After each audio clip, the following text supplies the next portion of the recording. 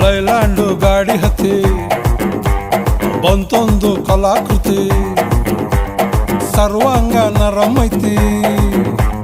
ಸೌಂದರ್ಯ ಗರಂ ಐತಿ